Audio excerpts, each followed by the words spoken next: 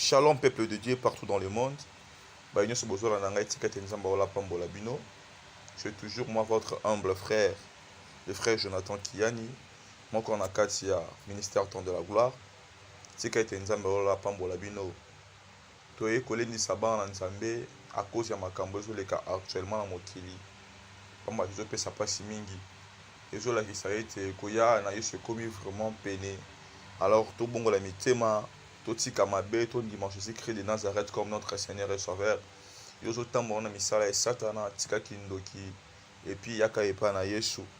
Bien-aimé eloko to sala pasi ezaki bato bazangi boyebi. Bibezo conseiller na biso to bakisa likola kondima na biso boyebi. La Bible dit mon peuple périt faute de connaissance. Bien-aimé, la connaissance c'est la parole de Dieu. Car la parole de Dieu c'est une révélation par excellence. Alors la Bible dit mon peuple périt faute de connaissance. Ceux qui libotent en Nzambe et en boyebi babunga kate. Parce qu'un peuple sans révélation, c'est un peuple sans frein.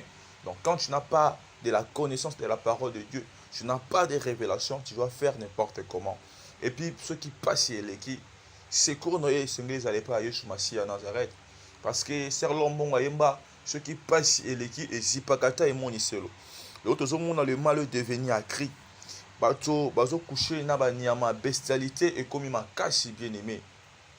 Tozo monde va pasteur ko sokola bana basi. Ba pasteur mususu ko mata na singa net enlèvement de salami. Wan zali ko sakana na nguya molio mo centre parce que enlèvement ko sa mo lengo na te. Et ko salama na nguya molio mo centre. Tar arcage ko sonner trompette et ko salama en clin d'œil et ko zatwa dazo mona ning bazo ben na moto na singa pona akende lola. On ne se moque pas de Dieu bien-aimé. Notre Dieu a Nzambe o afrapaka. Bible dit dans Lévitique chapitre 20 verset 13. Tu ne coucheras point avec une bête comme on couche avec une personne. Mais t'as là le lot. Nation au monde il mange. Monta coucher na serpent, a coucher na boa. Ça fait si mal au cœur. Nathan on basi basé belé. Nathan on mi bali basé belé. Ba ndongo musuba se pela coucher na bamboa, ko coucher na banya bien-aimé. Ce sont des choses qui n'adorent pas Dieu. Et donc pesa kembo pelo kumo e pa Nzambe te pamba te misala et satan mosolo pousser ba raison mboa a ko trahir nga jamais mboa la fidèle mboa sa ngamo yo kanti mboa wana ati o sepela coucher na je rekutana na mboa ya mwasi ba ko sala yango te tu te trompes mais sur mo so ba poupée sexuelle pour que ba se satisfaire bien-aimé en faisant toutes ces choses. Ce sont des choses qui sont abominables devant l'Éternel notre Dieu. Nous devons abandonner ces choses bien-aimés. Bandeko mususu ya basi ba yotika ba pasteur ba sokola bango ba partie intime oyo papa ko yo mona mais bandeko mususu ba mitika ba pasteur ba sokola bango bien aimé sur l'église ba bongo biso makamba bongo bima mobutu aloba oko sokolo beba tata te kako beba mama si réellement si yo pasteur on sepela ko mona banzoto ya batunya sokola ka te pe na bakoko. Pourquoi yo ponaka ba jeune fille do pesa bango ba rendez-vous yo sokola bango. Et pourtant la Bible nous dit dans le livre de Jean chapitre 15 verset 3, vous êtes déjà pire à cause de la parole que je vous ai annoncée. Wana Christ azo bisa baye kolinaye. Autant la posé ko sokola te pour ba purifier spirituellement. L'eau c'est très important pour la santé. Mais quand tu te laves et tu purifier nzoto. Et puis quand tu te laves, tu te prends de certains microbes, mais ce n'est pas à partir de le faire. Si on a posé ba sokola, mobile là za la sokola, si on a obalité, il y a za la patient, surtout dans maboko mi balé. Bandeko basi pe mi bali to za la mayele. To za la éveiller, to fongola vraiment mi sou pamba te mabeko makasi. Bo za la celui na ba vaine parole. Parce que Bible lobi na tango ya suka, ba to ebele ba côté ba prophète, ba ko ba ke ba za ba sai na ngai, mais attention ba za la ngai te. Bible lobi si ça serait possible, ils séduiront même les Élis. Alors il faut faire très attention avec des paroles séduisantes, bien-aimés. Et puis nous sommes déjà purifiés par le sang de Jésus. Car la Bible nous dit dans 1 Jean chapitre 1 verset 7, le sang de Jésus vous purifie de tout péché. Bien-aimés. Et Seigneur la biso ba nzambe to teme makambo. So boni moto lo lengo dénoncer. Ce genre de personnes méritent même prison. Mérite même de prison. Comment yo ko exposer nudité à bat au monde akango na cercle ba été aux autres délivrer bango, aux autres purifier bango. Ce sont des choses qui sont sataniques, qui sont démoniaques bien-aimés. Ce sont des choses sataniques. Aucun de ko raser ba poil ya bana basi en plein culte.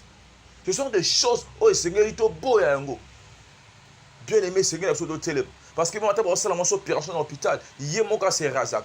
Et puis, le docteur, c'est comptable, mon nom. Nous autres, on a on ne peut pas comparer certaines choses avec la médecine pour que Satan ou Garan Zélé Kobima. Ce sont des choses qui sont démoniaques, bien aimé. Ce sont des choses qui sont sataniques.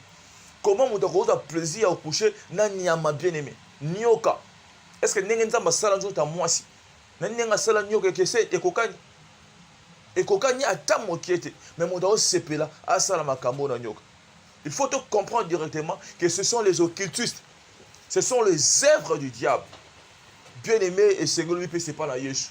L'air est grave, l'air est grave, l'air est grave. L'air est grave, je vous appelle d'être éveillés. Bible, soyez prudents comme des serpents. Bien aimé, dans le temps où il faut être prudent. Il faut missionner les enfants. Quand on a agité, quand on a comme vent erranté, ok, de gauche, droite, reste à ta place. Parce que ma bé comme le monde est devenu un cri. Miracle. Spectacle. Nous avons besoin de Jésus. Le spectacle, c'est bien. Parce que le Saint-Esprit est capable de tout. Mais prêche-nous Jésus. Car Jésus-Christ est capable de tout faire. Comment tu as un spectacle sans que tu puisses nous prêcher Jésus? Et pourtant, même les occultistes peuvent faire des miracles. Même les satanistes font des miracles. Alors prêche-nous Jésus. Le nom qui est au-dessus de tout le nom. Le véritable Dieu. Celui que nous devons adorer, bien-aimé. Quand tu fais des actes abominables, sache-le que tu veux ou pas, tu adores Satan indirectement. Et puis, il y a certaines personnes qui le font par âme et conscience, sans être envoûtées. Parce qu'il y a certaines choses à vous meilleure estimation, déjà, à continuer à bien à faire. Au monde, il y a des esprits, support impurs, où ils vont nous repousser à ça, la chose à acte. Il y a encore mis tigate, ma canisme belle et la ronde en moto, ata aux anzal, ata aux animbongo. Maintenant, qu'on longue à ma canisme, bien aimé dans le Seigneur. Il y a un qui conseille par rapport à l'analyse, on a sali semaine. C'était votre humble frère Jonathan Kiyani, l'un des enfants de Dieu dans l'église centre missionnaire Antioche et du ministère Temps de la Gloire. N'oubliez pas de vous abonner sur notre chaîne et de partager le lien de ces vidéos. Et d'activer la cloche de la notification afin que vous ne ratez pas nos vidéos. Laisse que le bon Dieu vous bénisse. Soutenez-nous dans la prière.